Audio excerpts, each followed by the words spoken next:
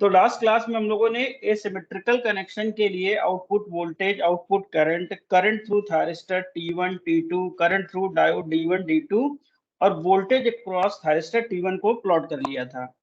आज हम लोग स्टार्ट कर रहे हैं। अब इसमें फर्दर जो भी कैलकुलेशन पूछी जा सकती हैं उनको हम लोग करते हैं। इसके बाद लास्ट में हम लोग कंपेयर करेंगे सिमेट्रिकल और एसिमेट्रिकल की वेव फॉर्म्स को, और फिर वहां पे हम लोग ये ऑब्जर्व करने की कोशिश करेंगे क्यों इस कनेक्शन को एसिमेट्रिकल बोल रहे थे, और जो पहले हम लोग पढ़ चुके हैं क्यों उसको एसिमेट्रिकल कनेक्शन हम लोग बोल रहे थे।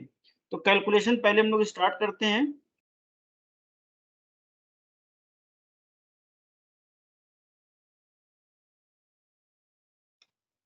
ठीक है, तो सबसे पहला हमारा जो कैलकुलेशन आएगी वो आएगी आउटपुट की डीसी वैल्यू, आउटपुट की डीसी वैल्यू। तो आउटपुट की हमें जो डीसी वैल्यू कैलकुलेट करनी है, अगर यहाँ पे आउटपुट की वोल्टेज की वेवफॉर्म हम लोग देखेंगे तो जीरो से अल्फा के बीच में आउटपुट वोल्टेज जीरो है, अल्फा से पाई के बीच में वोल्टेज है, और इसका टाइम पीरियड हमारा क्या होगा इस आउटपुट वेवफॉर्म का पाई। दैट मीन्स यहाँ पे डीसी वैल्यू के लिए हम लोग लिख सकते हैं यहाँ पे 1/पाई, दैट मीन्स पाई इसका टाइम इंटरवल हो गया। अल्फा से हमें आउटपुट मिल रहा है, पाई तक मिल रहा है, जीरो से अल्फा इंटीग्रेट करने की जरूरत नहीं है क्योंकि आउटपुट हमारा क्या है, आउटपुट हमारा जीरो है, डी ओमेगा टी। इसको हमें क्या करना होगा, सॉल्व करना होगा। इसको अगर हम लोग सॉल्व करेंगे तो यहाँ से आउटपुट की डीसी वैल्यू जो निकल के आएगी वो हो जाएगी Vm/पाई 1 प्लस कॉस अल्फा। ठीक है, आपको याद करने की जरूरत नहीं है ये फार्मूला, क्योंकि बड़ा टिपिकल हो जाएगा पावर इलेक्ट्रॉनिक्स में हर एक के लिए फार्मूला याद करना। बस आपको ये पता होना चाहिए कैसे हमें इंटीग्रेट करना है और लिमिट क्या से क्या है हमारी। ये आउटपुट की डीसी वैल्यू होगी हमारी। सेकंड, कभी कभी हमें आरएमएस वैल्यू निकालने की जरूरत भी पड़ेगी, डिपेंड करेगा न्यूमेरिकल पे या क्वेश्चन में क्या पूछा जा रहा है। आरएमएस वैल्यू के लिए हम लोग क्या करते हैं, सबसे पहले जो भी हमारा टाइम पीरियड है 1/पाई, इंटीग्रेशन अभी भी हमारा अल्फा से पाई होगा, फंक्शन का square that means Vm square sine square omega T into D omega T. इसको आपको सॉल्व करना है। इसको अगर यहाँ पे आप सॉल्व करोगे तो डायरेक्ट फार्मूला हम लोगों ने पढ़ा है इसका सॉल्विंग का, उसके अकॉर्डिंग हम लोग लिख दे रहे हैं यहाँ पे। उसके अकॉर्डिंग यहाँ पे हो गया Vm under root 2 pi minus alpha that means 2 beta minus alpha plus sine 2 alpha. Beta की वैल्यू पाई है इसलिए वो ऑटोमेटिकली 1 निकल के आएगा, इसलिए उसको लिखने की जरूरत नहीं है, अपॉन 4t दैट मीन्स 4 पाई। तो यहाँ से इसको अगर इंटीग्रेशन को सॉल्व करेंगे तो यहाँ से इसकी हमें आरएमएस वैल्यू मिल जाएगी।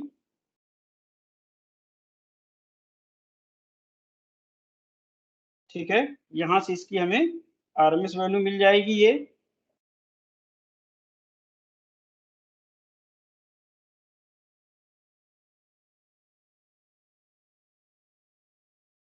नेक्स्ट जो हम लोग कैलकुलेशन करते हैं, नेक्स्ट कैलकुलेशन हम लोग कर सकते हैं सर्किट टर्न ऑफ टाइम की। नेक्स्ट कैलकुलेशन है हमारी सर्किट टर्न ऑफ टाइम की। तो सर्किट टर्न ऑफ टाइम की जब कैलकुलेशन हम लोग करेंगे तो यहाँ पे लिख सकते हैं omega T C is equal to, तो एक हम लोगों ने शॉर्टकट फार्मूला पढ़ा था 2 पाई माइनस एंगल एट विच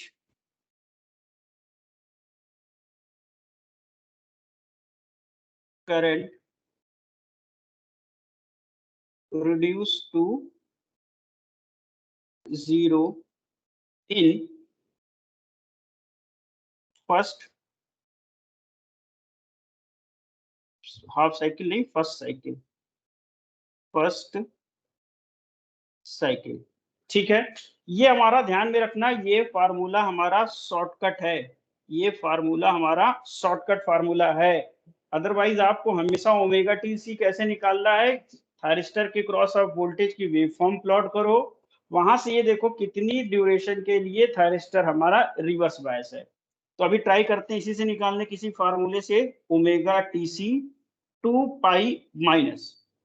अब देख रहे हैं हम लोग थायरिस्टर के थ्रू करंट फर्स्ट साइकिल में, दैट मीन्स यहाँ पे साइकिल नेग्लेक्ट नहीं करनी है, अदरवाइज आंसर गलत आएगा। तो फर्स्ट साइकिल हमारी ये हुई 2 पाई तक की। ये कहाँ पे करंट जीरो हो रही है, थायरिस्टर के थ्रू करंट कहाँ पे जीरो हो रही है, तो आई T1 के थ्रू करंट जीरो हो रही है पाई पे, पाई पे। तो दैट मीन्स यहाँ पे ये जो फार्मूला हमारा है ये बन जाएगा पाई, तो यहां से निकल के आएगा omega T C is equal to pi, या टीसी की वैल्यू निकल के आ जाएगी पाई बाई ओमेगा। आप इससे भी कैलकुलेट कर सकते हो, अभी वहां से भी कैलकुलेट कर लेंगे हम लोग वोल्टेज की वेव फॉर्म देख के। ये हो गया हमारा ओमेगा टीसी। अब यहां से देख रहे हैं अगर हमें वोल्टेज की वेव फॉर्म देखनी है, शॉर्टकट फार्मूला नहीं लगा रहे, तो रिकमेंडेड यही है कि आप फर्स्ट साइकिल को निग्लेक्ट कर दो। आप फर्स्ट साइकिल को निग्लेक्ट कर दो वोल्टेज अक्रॉस दी थायरिस्टर देखने के लिए, अदरवाइज सम टाइम्स आंसर आपका गलत हो जाएगा। इधर मत देखो, आपको देखना यहाँ पे है फर्स्ट साइकिल के बाद में। Okay for circuit turn off time, first cycle हमेशा निग्लेक्ट करके देखना है। तो थायरिस्टर कितनी देर रिवर्स बायस है, तो हमें ये दिख रहा है कि थायरिस्टर देखो यहाँ पे वोल्टेज उसके क्रॉस कितना है, रिवर्स है। वैल्यूज कितनी है, यहाँ पे वैल्यू है 3 पाई एंगल की, और यहाँ पे वैल्यू कितनी है 4 पाई। तो दैट मीन्स यहाँ से ये जो ड्यूरेशन आएगी, ये जो ड्यूरेशन है, ये ओमेगा टीसी की वैल्यू कितनी हो गई, पाई।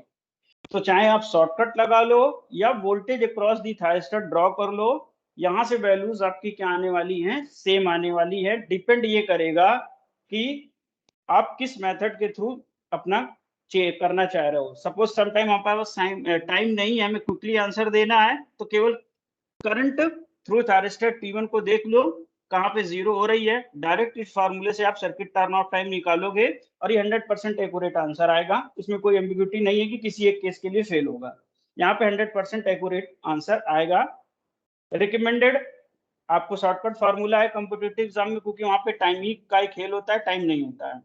अदरवाइज जब कन्वेंशनल पेपर आएगा तो ये शॉर्टकट फार्मूला आपको नहीं लगाना है, आपको फिर voltage across the thyristor plot करना है, वहां पे क्लियरली दिखाना है कि इस ड्यूरेशन के लिए थायरिस्टर हमारा रिवर्स बायस है, तो यही ड्यूरेशन हमारी सर्किट टर्न ऑफ टाइम होगी। ठीक है, सपोज आप ईएस का जब कन्वेंशनल पेपर लिखोगे तो ये शॉर्टकट फार्मूला वहां पे काम नहीं आएगा, तो वहां के लिए रिकमेंडेड नहीं है। तो फिलहाल जितनी भी कैलकुलेशन थी, इसके जितने भी कॉन्सेप्ट हम लोग समझ लिए हैं, सिमेट्रिकल वाले केस के लिए वोल्टेज की वेवफॉर्म भी प्लॉट हो गई। अब हम लोग कंपेयर करते हैं, एक सिमेट्रिकल और एसिमेट्रिकल कनेक्शन को कंपेयर करते हैं। तो शुरू में स्टार्टिंग में जब हम लोगों ने हाफ कंट्रोल रेक्टिफायर स्टार्ट किया था, तो वहां पे हमने बोला था कि दो कॉन्फ़िगरेशन पॉसिबल होंगे, एक सिमेट्रिकल होगा और एसिमेट्रिकल होगा। उस समय हम लोग बोल रहे थे हाफ कंट्रोल रेक्टिफायर में हमारे दो कंट्रोलेबल स्विच होते हैं, दो अनकंट्रोलेबल स्विच होते हैं। इनके डिवीजन पे ये कैसे डिवाइड हो रहा है, ये कैसे आपस में कनेक्ट हो रहे हैं, उसके बेसिस पे हम लोगों ने दो कनेक्शन बनाए थे, एक सिमेट्रिकल था, एक एसिमेट्रिकल था। सिमेट्रिकल में क्या हो रहा था कि स्विचिंग डिवाइसेस का इवन डिस्ट्रीब्यूशन था। इवन डिस्ट्रीब्यूशन का मतलब एक कंट्रोलेबल और एक अनकंट्रोलेबल। स्विचिंग डिवाइसेस का हमारा क्या था, ध्यान से समझना, स्विचिंग डिवाइसेस का हमारा इवन डिस्ट्रीब्यूशन था, एक लेग में एक कंट्रोलेबल था और एक अनकंट्रोलेबल था। ठीक है, तो इस बेसिस पे हम लोग बोल रहे थे कि ये हमारा क्या होगा, सिमेट्रिकल कनेक्शन होगा। एसिमेट्रिकल में क्या था, एक लेग में तो दोनों कंट्रोलेबल स्विच थे, दूसरे लेग में दोनों अनकंट्रोलेबल स्विच थे, तो इसके बेसिस पे हम लोग बोल रहे थे ये एसिमेट्रिकल कनेक्शन है। तो स्टार्टिंग में हमने इस तरीके से इसको डिवाइड किया था कि आप कैसे कह रहे हो कि ये कनेक्शन सिमेट्रिकल है और कैसे कह रहे हो कि सर्किट डायग्राम एसिमेट्रिकल है। तो पहला, स्विचिंग डिवाइसेस के डिस्ट्रीब्यूशन के बेसिस पे हम लोग डिवाइड कर रहे हैं, ये सर्किट हमारा सिमेट्रिकल है और ये सर्किट हमारा एसिमेट्रिकल है। अब समझते हैं कि क्या वेवफॉर्म के बेसिस पे भी हम लोग डिसाइड कर सकते हैं कि ये सिमेट्रिकल के लिए है और ये एसिमेट्रिकल के लिए, या ये सर्किट सिमेट्रिकल ही क्यों कह रहे हैं और इसको एसिमेट्रिकल ही क्यों कह रहे हैं। ठीक है, तो देखो अगर कंपेयर करेंगे, एक मिनट इसको थोड़ा सा मुझे हाँ स्मॉल करने दो। ठीक है, तो यहां से अगर हम लोग कंपेयर करेंगे वेव फॉर्म को, तो देखो सप्लाई वोल्टेज में कोई भी चेंजेस नहीं आने वाला, आउटपुट वोल्टेज में भी कोई चेंजेस नहीं आने वाला, और आउटपुट की जो करंट है, हाईली इंडक्टिव लोड है, आउटपुट की जो करंट है उसकी वैल्यूज में कोई भी चेंज नहीं होने वाला। ये ध्यान से समझना, ध्यान समझना, उसकी वैल्यूज में भी कोई चेंज नहीं होने वाला। सिमेट्रिकल कनेक्शन में भी हम लोग करंट अगर आई मान रहे थे, तो यहाँ पे भी करंट हमारी क्या होगी, आई ही होगी। दोनों में करंट सेम फ्लो करेगी। बस कौन सी स्विचिंग डिवाइस कितने ड्यूरेशन के लिए ऑन है, कितने ड्यूरेशन के लिए ऑफ है, ये चीजें बस अलग होंगी। ये चीजें यहाँ पे क्या होंगी, सिमेट्रिकल और एसिमेट्रिकल में अलग होगी। अब जैसे कंपेयर कर रहे हैं हम लोग, अगर हम लोग कंपेयर करें करंट थ्रू थायरिस्टर T1, अगर हम लोग यहाँ पे कंपेयर करने की कोशिश कर रहे हैं करंट थ्रू थायरिस्टर T1, तो इसको ध्यान से समझना। करंट थ्रू थायरिस्टर कहां से स्टार्ट हो रही है, अल्फा से स्टार्ट हो रही, कहां तक जा रही है, पाई तक। ठीक है, अल्फा से पाई तक। दैट मीन्स अगर इस ड्यूरेशन को हम लोग बोलेंगे कि ये ड्यूरेशन हमारा कितना है, तो इसको आप बोलोगे ये ड्यूरेशन है पाई माइनस अल्फा। अब अगर हम लोग यहाँ पे आ रहे हैं एसिमेट्रिकल केस में, तो ये है अल्फा, ये है पाई। यहाँ की ड्यूरेशन अगर हम लोग निकालेंगे, तो इस ड्यूरेशन को आप बोलोगे, इस ड्यूरेशन को आप बोलोगे पाई माइनस अल्फा, सॉरी यहाँ पे ये, हाँ पाई प्लस अल्फा है। ठीक है, ये यहाँ पे हो जाएगा हमारा, सभी कहेंगे कि दोनों में सेम क्यों आ रहा, ये हो गया हमारा पाई। ठीक है, यहाँ से कंपेयर कर पा रहे हैं सिमेट्रिकल के केस में थायरिस्टर का जो कंडक्शन ड्यूरेशन है, थायरिस्टर का जो कंडक्शन ड्यूरेशन है वो क्या है हमारा पाई, लेकिन एसिमेट्रिकल के केस में थायरिस्टर का जो कंडक्शन ड्यूरेशन है वो कितना है हमारा, पाई माइनस अल्फा। तो ये दोनों में एक कंपैरिजन में अंतर हो गया। ठीक है, IT2 के लिए हमें बात नहीं करनी, वो सेम आएगा। अब हम लोग बात कर रहे हैं डायोड के लिए। तो डायोड के लिए अगर हम लोग देखेंगे तो ये एंगल है पाई और ये एंगल है 2 पाई। तो डायोड कितनी ड्यूरेशन के लिए कंडक्ट करेगा, अगर ये हम लोग निकालेंगे तो ये हो जाएगा पाई ड्यूरेशन के लिए कंडक्ट करेगा डायोड भी। एक मिनट इसको साइड में लिख दूं जो कि क्लियर दिखे। तो सिमेट्रिकल के केस में डायोड कितनी दूर के लिए कंडक्ट कर रहा है, पाई। अब आ जाते हैं हम लोग इसमें एसिमेट्रिकल के केस में। एसिमेट्रिकल के केस में अगर हम लोग देख रहे हैं, अगर हम लोग देख रहे हैं तो ये है अल्फा, ये है 0, ये है पाई, ये है 2 पाई। तो केवल अभी हम लोग को एक साइकिल में ही देखना है कि कितनी ड्यूरेशन के लिए हमारा वो कंडक्ट करेगा, कितनी ड्यूरेशन के लिए कंडक्ट करेगा एक साइकिल में। तो अगर 0 से 2 पाई के बीच में हम लोग डायोड का कंडक्शन इंटरवल निकालेंगे, डायोड का कंडक्शन इंटरवल निकालने की कोशिश कर रहे हैं डायोड का, तो ये कितना कंडक्शन हो जाएगा, अगर इसको गौर से लिखने की कोशिश करें ध्यान से, यहीं पे लिख दे रहे हैं 0 से अल्फा, अल्फा तो यहां से हो गया, और पाई से 2 पाई, दैट मींस पाई ये हो गया, तो ये ड्यूरेशन बनेगी पाई प्लस अल्फा। ठीक है, कैसे ऐड किया है, 0 से अल्फा ये पोर्शन ऐड है और पाई से 2 पाई का पोर्शन ये ऐड है। तो दैट मींस यहाँ पे पाई प्लस अल्फा के लिए ऐड कर रहा। अब समझना, अब स्विचिंग डिवाइसेस के डिस्ट्रीब्यूशन के अगेंस्ट हम लोग दूसरा कंक्लूजन निकाल रहे हैं कि सिमेट्रिकल के केस में चाहे थायरिस्टर हो या डायोड हो, दोनों सेम ड्यूरेशन के लिए कंडक्ट कर रहे हैं, दैट मींस पाई और पाई। चाहे कंट्रोलेबल स्विच हो या अनकंट्रोलेबल स्विच हो, अगर सिमेट्रिकल कनेक्शन होगा तो दोनों सेम ड्यूरेशन के लिए वर्क करेंगे, और वो ड्यूरेशन कितनी होगी, पाई।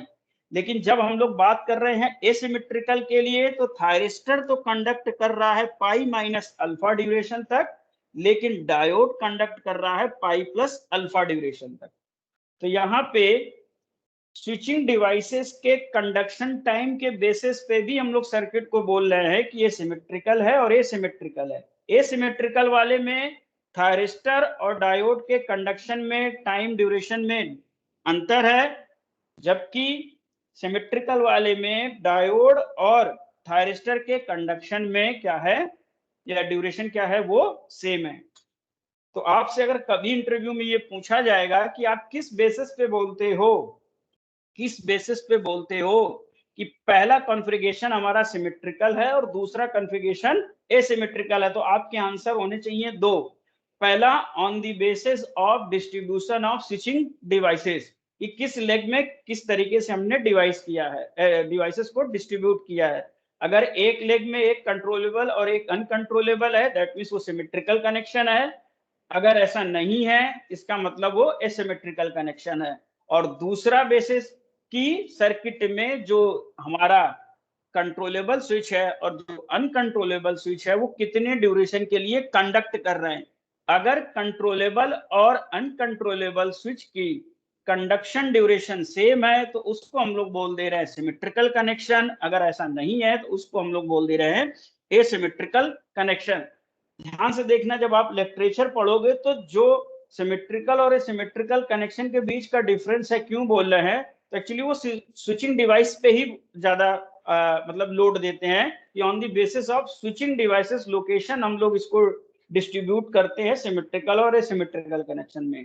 लेकिन आपको इंटरव्यू में कंफ्यूज किया जा सकता है और दूसरा क्वेश्चन आंसर भी पूछा जा सकता है, तो आपको ये पता होना चाहिए कि सिमेट्रिकल में थायरिस्टर और डायोड सेम ड्यूरेशन के लिए कंडक्ट करेंगे, एसिमेट्रिकल में सेम ड्यूरेशन के लिए कंडक्ट नहीं करेंगे। ठीक है, तो ये है हमारा कंप्लीट एनालिसिस सिमेट्रिकल और एसिमेट्रिकल के कनेक्शन का। अब इसके बाद फर्दर हम लोग क्या कैलकुलेट कर सकते हैं। जनरली हम लोग ये तीन ही कैलकुलेशन करके आ रहे हैं, आउटपुट की डीसी वैल्यू, आउटपुट की RMS value, circuit turn off time, power output भी आप कैलकुलेट कर सकते हो। ठीक है, यहाँ पे मेरे ख्याल से जगह है तो यहीं पे कर देते हैं calculate power output. Power output कितनी होगी, पावर आउटपुट पी नॉट। तो ध्यान से देखना, यहाँ पे लोड हमारा कैसा है, यहाँ पे लोड हमारा हाईली इंडक्टिव, तो हमने बोला है एक रेजिस्टेंस होगा और एक इंडक्टर होगा, इसी के क्रॉस हम देख रहे हैं वी आउटपुट, और इसी के थ्रू जो करंट जा रही है आई नॉट। तो ध्यान से देखना, जितना भी हम लोग पूरे पावर इलेक्ट्रॉनिक्स में बीटेक में खासकर ग्रेजुएशन लेवल में जो डिस्कशन करेंगे, हम लोग ये मान के चलते हैं कि डिवाइसेस हमारी क्या है, आइडियल है, लोड हमारे क्या है, आइडियल है। दैट मीन्स इंडक्टर में कोई भी एनर्जी का लॉस नहीं होगा। लॉस कहाँ पे होगा, केवल उसके रेजिस्टिव पार्ट में, इंडक्टर के रेजिस्टिव पार्ट में, या लोड का खुद का कुछ रेजिस्टेंस है तो उसमें होगा। तो यहाँ पे जो पावर आउटपुट का फार्मूला हम लोग लिखेंगे, ध्यान से समझना, आई नॉट तो लिखोगे आप, आर भी लिखोगे, ये आपके लिए फेमिलियर है। लेकिन बस यहाँ पे ध्यान में रखना, क्योंकि यहाँ पे रेजिस्टेंस इन्वॉल्व है, यहाँ पे आउटपुट की आरएमएस वैल्यू आप लिखोगे। अगर बैटरी इन्वॉल्व होती, अगर बैटरी इन्वॉल्व होती तो हम लोग डीसी वैल्यू कंसीडर करते हैं। ठीक है, डीसी वैल्यू कंसीडर करते हैं। इन जनरल जो पावर आउटपुट का फार्मूला है, क्विकली रिवाइज करा दे रहे हैं हम लोग। पावर आउटपुट को इस तरीके से लिखते हैं, I naught square into R plus E into I naught. ठीक है, यहाँ पे जब भी रेजिस्टेंस के थ्रू करंट की बात करेंगे तो ये होगी आरएमएस वैल्यू, और जब भी ईएमएफ के थ्रू हम लोग बात करेंगे तो यहाँ पे वैल्यू होगी डीसी वैल्यू, डीसी वैल्यू। तो ये जो कंबाइंड हमारा लोड बन रहा है, ये जो हमारा कंबाइंड लोड बनता है, इसको बोलते हैं हम लोग डीसी मोटर लोड। ये है डीसी मोटर का लोड। तो समटाइम्स आपसे क्वेश्चन में पूछेगा, जब लोड कनेक्टेड है, डीसी मोटर कनेक्टेड हो, तो डीसी मोटर को हम लोग एक्चुअली कैसे मॉड्यूलेट करते हैं, उसके जो आर्मेचर वाइंडिंग होगा उसका रेजिस्टेंस, वाइंडिंग का इंडक्टेंस और बैक ईएमएफ। तो इस टाइप के लोड को हम लोग बोलते हैं डीसी मोटर का लोड। अभी तक हम लोग जितना भी डिस्कशन करते हुए आए हैं, 7, 8, 9, 10 जितने भी लेक्चर हुए हैं, उसमें अभी हम लोगों ने बैक ईएमएफ या बैटरी को इन्वॉल्व नहीं किया है। उसकी वजह से जब बैटरी इन्वॉल्व होगी, बैक ईएमएफ इन्वॉल्व होगा, तो सर्किट के बिहेवियर में क्या चेंज होगा, अभी ये डिस्कशन हम लोग का पेंडिंग है। आरएलई लोड के लिए अभी हम लोगों ने एक सिंगल कोई भी लेक्चर नहीं अटेंड किया है। ठीक है, अभी सिंपल हम लोग आर लोड के लिए ही डिस्कस करते आए हैं। कभी आर लोड की वैल्यू जनरल थी, कभी एल हम लोग हाई ले रहे थे। तो अभी बची हुई जो कैलकुलेशन हम लोग कर सकते हैं वो यहाँ पे कर लें क्विकली। तो देखो, आपसे क्या क्वेश्चन पूछा जा सकता है नेक्स्ट, जो बियॉन्ड द सिलेबस की हम लोग बात कर रहे हैं, तो उसको हम लोग यहाँ साइड में करते जा रहे हैं। सपोज आपसे पूछे कि जो थायरिस्टर के थ्रू करंट फ्लो करेगी सिमेट्रिकल के केस में, इसकी डीसी वैल्यू कितनी होगी। तो वेव फॉर्म हमारी कनेक्टेड है, अल्फा से पाई तक मिल रही है, और इसका टाइम पीरियड कितना होगा ये आपको देखना है, और इसकी वैल्यू कितनी है। तो अपने को हम लोगों ने मान के चला है कि आउटपुट करंट की वैल्यू कितनी है, आई। तो सबसे पहले आप आई लिख दो, आउटपुट करंट की वैल्यू। एरिया कॉन्सेप्ट लगाने जा रहे हैं हम लोग। टाइम पीरियड कितना है जो वेव फॉर्म आपको दिख रही है, इसमें कोई डाउट नहीं होगा, सब लोग बोलेंगे 2 पाई। और कितने ड्यूरेशन के लिए मिल रही है, ड्यूरेशन के लिए मिल रही है पाई माइनस अल्फा। ठीक है, कितनी ड्यूरेशन के लिए मिल रही है, पाई माइनस अल्फा। एक टाइम पीरियड में वेव फॉर्म कितनी देर के लिए अपीयर हो रही है वो न्यूमरेटर में, और टाइम पीरियड कितना है वो डिनोमिनेटर में, और करंट के मैग्नीट्यूड से मल्टीप्लाई कर दो, ये एवरेज वैल्यू आ जाएगी। तो ये एवरेज वैल्यू दोनों के लिए है, I T one as well as I T2। ये फार्मूला हमारा दोनों के लिए वैलिड है। अब बात कर रहे हैं अगर सिमेट्रिकल के लिए हम लोग कैलकुलेट कर रहे होते, सिमेट्रिकल के लिए, तो यहीं पे हम डायरेक्ट लिख दे रहे हैं आई T1, क्योंकि जगह नहीं है। इसकी अगर डीसी वैल्यू हम लोग लिखते तो न्यूमरेटर में हमारा क्या होगा, न्यूमरेटर में टाइम पीरियड, तो टाइम पीरियड अभी भी इसका 2 पाई है, सॉरी इसको सीधा ही लिख दो, टिल्टेड करने की जरूरत नहीं है। यहाँ पे अगर हम लोग लिख रहे हैं आई T1 की डीसी वैल्यू, तो सबसे पहले करंट का जो भी वैल्यू है दैट मींस आई, इसको आई मान के चलना है, इसका मैग्नीट्यूड कितना है आई, मल्टीप्लाई डिनोमिनेटर में कितना टाइम पीरियड है वो अभी भी 2 पाई है, कितनी ड्यूरेशन के लिए कंडक्ट कर रहा है, अल्फा से pi plus alpha, that means duration कितनी हुई, पाई। ये हो जाएगी इसकी डीसी वैल्यू।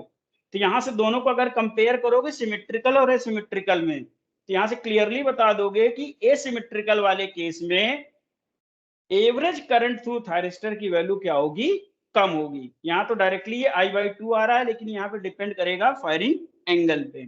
इसी तरीके से आपको डायोड की निकालनी है, आप डायोड की निकाल सकते हो। सपोज हम लोग यहाँ पे डायोड की निकाल रहे हैं, आई D1 के थ्रू जो करंट जा रही है उसकी डीसी वैल्यू। तो करंट के मैग्नीट्यूड तो अभी भी इसका आई लेके चल रहे हैं, चाहे आप D1 को देखो या D2 को देखो। कितनी ड्यूरेशन के लिए कंडक्ट करना है, 2 पाई के लिए इसका टाइम पीरियड है, और 2 पाई में कितनी देर के लिए कंडक्ट कर रहा है, यहां से देखोगे, यहां से देखोगे ये है हमारा अल्फा, और ये था पाई प्लस अल्फा। तो यहाँ पे ये ड्यूरेशन कितनी हो जाएगी, ये ड्यूरेशन हो जाएगी पाई, ये ड्यूरेशन कितनी हो जाएगी, पाई। इसमें अगर किसी को कोई डाउट हो या कुछ गलत वेव फॉर्म ड्रॉ हुई प्लीज बताओ, कुछ गड़बड़ लग रहा है।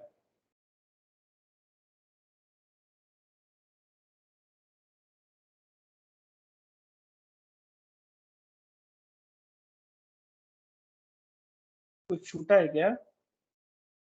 ठीक है, गलती दिख गई है, आप बताओ आपको दिख रही है क्या गलती?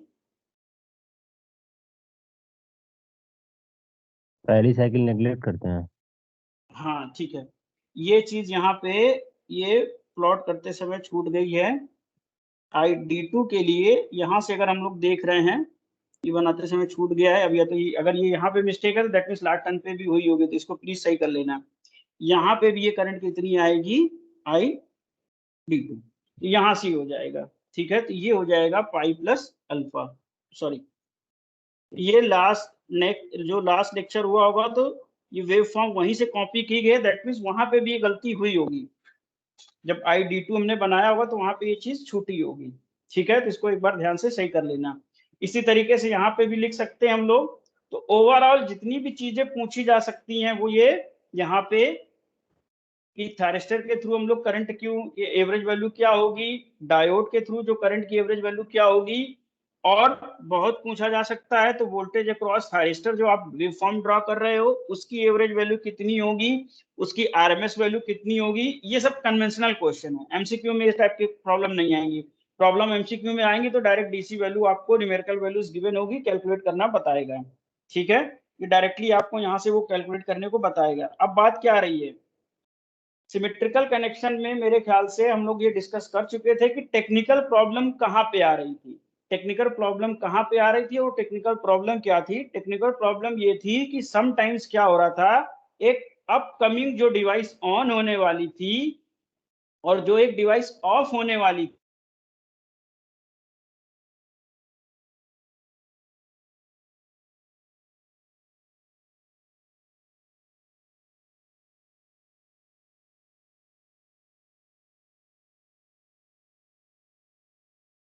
सिमेट्रिकल कनेक्शन में एक बार फिर से रिवाइज करते हैं, कहाँ पे क्या प्रॉब्लम आ रही थी इसको देखना।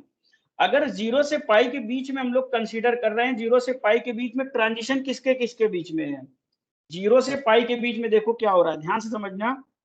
T2 और T1, T2 और T1, दैट मीन्स हो क्या रहा है, अल्फा पे फोकस करना। अल्फा पे होना क्या है, T2 को होना है ऑफ और T1 को होना है ऑन। ये आइडियल सिचुएशन है, अल्फा की बात कर रहे हैं, ये हम लोग डिस्कस कर चुके हैं, फिर भी एक बार क्विकली रिवाइज करें। लेकिन अगर ऐसा हुआ कि T2 के ऑफ होने के पहले T2 ऑफ नहीं हो पाया और T1 ऑन हो गया, दैट मीन्स हो क्या रहा है कि दोनों ही ऑन हो गए। T2 ऑफ नहीं हो पाया, दैट मीन्स वो ऑन बना रहा, लेकिन T1 भी ऑन हो गया। तो इस केस में क्या होगा कि अगर ये दोनों ऑन हो जाएं, T1 और T2, ठीक है, अगर ये T1 और T2 दोनों ऑन हो जा रहे हैं, ठीक है, T1 और T2 दोनों ऑन हो जा रहे हैं, तो इसका मतलब क्या होगा, इसका मतलब ये होगा कि ध्यान से देखना, ये भी शॉर्ट हो गया और ये भी शॉर्ट हो गया। तो अगर अपर वाले को देखोगे तो ध्यान से देखोगे तो सप्लाई क्या हो जा रही है हमारी, यहाँ पे सप्लाई जो है वो आई T1 और T2 के थ्रू क्या हो जाएगी, शॉर्ट हो जाएगी।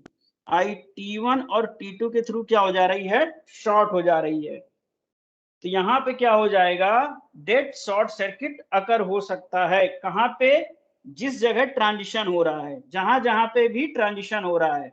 तो सिमेट्रिकल के केस में ये ट्रांजिशन कहाँ कहाँ पे होता है, ये ट्रांजिशन होगा अल्फा पे, पाई प्लस अल्फा पे, 2 पाई प्लस अल्फा पे, 3 पाई प्लस अल्फा पे और 4 पाई प्लस अल्फा पे, 5 प्लस अल्फा पे, इन सब पे जब हम लोग थायरिस्टर को स्विच करेंगे उस इंस्टेंट पे हमारा डेड शॉर्ट सर्किट अकर कर सकता है। सेम प्रॉब्लम ये सिमेट्रिकल में भी आएगी जब ट्रांजिशन होगा किन्हीं भी दो डिवाइस के बीच में। जब ट्रांजिशन होगा तो जैसे यहाँ पे देख रहे हैं हम लोग, अगर अल्फा पे देख रहे हैं तो D2 तो ऑन बना है, लेकिन D1 और T1 में ट्रांजिशन हो रहा है, D1 और T1 में ट्रांजिशन हो रहा है। दैट मीन्स अल्फा पे होना क्या है, at omega T is equal to alpha पे होना क्या है, D1 को होना था ऑफ और T1 को होना था ऑन। लेकिन कुछ भी हो सकती है, प्रैक्टिकली कुछ भी पॉसिबल हो सकता है, कहीं से कुछ भी एरर आ सकती है, कोई भी मतलब कोई भी कॉज हो सकता है कि ऑफ ना होके ऑन हो रह जाए। तो D1 भी ऑन हो गया और T1 भी ऑन हो गया। तो इस केस में देखो, अगर T1 भी ऑन हो गया और D1 भी ऑन हो गया, फिर ये सेम प्रॉब्लम आएगी कि यहाँ पे ये क्या हो जाएगा, सप्लाई हमारी डेड शॉर्ट सर्किट हो सकता है इस सर्किट में। ये कहाँ कहाँ पे आएगी, ये प्रॉब्लम तब आएगी जहां पे हमारा ये ट्रांजिशन टेक प्लेस इस ले रहा होगा। अब ट्रांजिशन जहां पे भी ले रहा होगा टेक प्लेस, ये वह सारी प्रॉब्लम वहां पे आएगी। तो ये है सिमेट्रिकल और एसिमेट्रिकल कनेक्शन में कि कहाँ कहाँ पे प्रॉब्लम आएगी। तो प्रैक्टिकली कभी भी हम लोग, ध्यान से समझना, प्रैक्टिकली कभी भी हम लोग सिमेट्रिकल और एसिमेट्रिकल को कभी भी हम लोग यूज नहीं करते हैं, जो ये सर्किट आपके सामने ड्रॉ किया गया है। प्रैक्टिकली कभी भी हम लोग सिमेट्रिकल और एसिमेट्रिकल को हम लोग यूज नहीं करते हैं, ठीक है। तो इसकी रेमेडी क्या है, इसकी रेमेडी यह है कि हम लोग आते कब है, सेमी कन्वर्टर पे हम लोग हमेशा यूज प्रैक्टिकली करेंगे सेमी कन्वर्टर। प्रैक्टिकली हम लोग यूज करते हैं सेमी कन्वर्टर। प्रैक्टिकली हम लोग यूज करते हैं सेमी कन्वर्टर।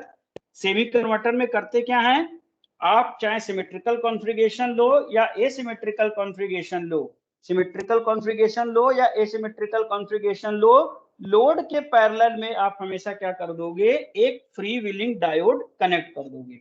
लोड के पैरेलल में क्या कर दोगे, एक फ्री व्हीलिंग डायोड कनेक्ट कर दोगे, चाहे आप सिमेट्रिकल पिक करो या एसिमेट्रिकल पिक करो। दैट मीन्स यहाँ पे अगर आपने सिमेट्रिकल कनेक्शन बनाया तो एक थायरिस्टर T1, यहाँ पे आया हमारा डायोड D1, ये है T1 D1। इसी तरीके से दूसरे लेग में एक कंट्रोलेबल स्विच, एक अनकंट्रोलेबल स्विच, इसको बोलना है T2, इसको बोलना है D2। ये हो गई हमारी सप्लाई।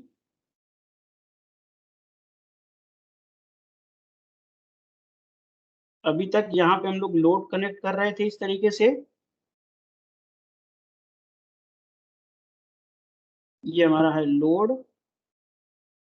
अब यहाँ पे हम लोग क्या करेंगे, बीच में एक फ्री व्हीलिंग डायोड लगा देंगे। तो ये जो टेक्निकल प्रॉब्लम आ रही है, जब ट्रांजिशन आ रहा है स्विचिंग डिवाइसेस के बीच में, जब स्विचिंग डिवाइसेस के बीच में ट्रांजिशन आ रहा है तो शॉर्ट सर्किट अकर कर रहा है, उसको रोकने के लिए हम लोग क्या लगा देंगे, लोड के पैरेलल में एक फ्री व्हीलिंग डायोड। अब चाहे आप सिमेट्रिकल की बात करो या एसिमेट्रिकल कॉन्फ़िगरेशन बात करो, तो ये कन्वर्ट हो जाएगा हमारा सेमी कन्वर्टर में। तो ध्यान से देखना, क्वेश्चन में अगर फुली कंट्रोल रेक्टिफायर आ रहा है तो आपको सिंगल फेज के लिए 4 थायरिस्टर यूज करने हैं। हाफ कंट्रोल रेक्टिफायर आ रहा है, कॉन्फ़िगरेशन गिवन नहीं है कि वो सिमेट्रिकल पूछ रहा है, एसिमेट्रिकल पूछ रहा है, तो आप चाहे सिमेट्रिकल बना दो या एसिमेट्रिकल बना दो, किसी के लिए भी आप डिस्कशन कर सकते हो। लेकिन अगर सेमी कन्वर्टर पूछ रहा है तो सेमी कन्वर्टर के लिए आपको लोड के पैरेलल में फ्री व्हीलिंग डायोड लगाना है। बाकी का कैसे हमें डिस्ट्रीब्यूशन करना है, स्विचिंग डिवाइसेस का सिमेट्रिकल कॉन्फ़िगरेशन रखना है या एसिमेट्रिकल कॉन्फ़िगरेशन रखना है, इससे कोई मतलब नहीं है। आप चाहे सिमेट्रिकल कनेक्शन बनाओ, एसिमेट्रिकल कनेक्शन बनाओ, लोड के पैरेलल में आपने फ्री व्हीलिंग डायोड लगा दिया तो आउटपुट वोल्टेज की वेव फॉर्म, आउटपुट करंट की wave form, current through thyristor, diode, ये सब क्या आएंगी, सेम आएंगी। तो ध्यान में रखना क्वेश्चन में क्या पूछा जा रहा है, फुली कंट्रोल रेक्टिफायर पूछा गया है, हाफ कंट्रोल पूछा गया है या सेमी कन्वर्टर पूछा गया है। तो ये सिंगल फेज में 3 वेरिएशन है जो आप लोगों ने अभी तक पढ़े हैं। ये हमारा कंप्लीट आज का डिस्कशन हो गया है, ओवर। अब नेक्स्ट टर्न हमारा जब भी स्टार्ट होगा हम लोग स्टार्ट करेंगे 3 फेज। 3 फेज का हाफ वेव पढ़ेंगे और 3 फेज का फुल वेव पढ़ेंगे। और वहां पे हमें अब 4 की बजाय 3 फेज में हाफ वेव में 3 थायरिस्टर के साथ एक साथ डील करना है और फुल वेव में 6 थायरिस्टर के साथ में डील करना है। ठीक है। और एक इंपॉर्टेंट अनाउंसमेंट कर दें, अभी तक जब से हम लोग पढ़ रहे हैं कोई भी असाइनमेंट, कोई भी क्विज नहीं हुआ है। तो एक कल क्विज होगा 10 से 5, 10 से 5 के बीच में वो क्विज ओपन रहेगा, अभिज्ञान पोर्टल पे रहेगा। थायरिस्टर से रिलेटेड बेसिक क्वेश्चन होंगे, केवल 10 क्वेश्चन है, 10 मिनट का टाइम रहेगा, बस आपको सिंपल उसको अटेम्प्ट कर लेना है। थायरिस्टर पे ही रहेगा, क्वेश्चन का लेवल बहुत ही बेसिक लेवल है। जैसे एनोड पे पॉजिटिव कर दिया, कैथोड पे नेगेटिव कर दिया, तो जंक्शन J1 J2 J3 कौन सा फॉरवर्ड बायस है, कौन सा रिवर्स बायस है, इस तरीके से पूछा जाएंगे क्वेश्चन। बिल्कुल बेसिक क्वेश्चन है 10। क्विज ओपन रहेगा 10 से 5। अभी तक एकेडमिक कैलेंडर के अकॉर्डिंग कल आपकी छुट्टी है। अगर आपकी कल छुट्टी नहीं होती है तो जो टाइमिंग क्विज की चेंजेस करेंगे वो ग्रुप में मैसेज कर देंगे। लेकिन अगर कल आपकी छुट्टी हुई तो वो 10 से 5 की टाइमिंग क्विज की रहेगी। अब अगर किसी को कोई कंफ्यूजन हो तो प्लीज पूछ लो, अदरवाइज हम लोग अब मीटिंग एंड करते हैं।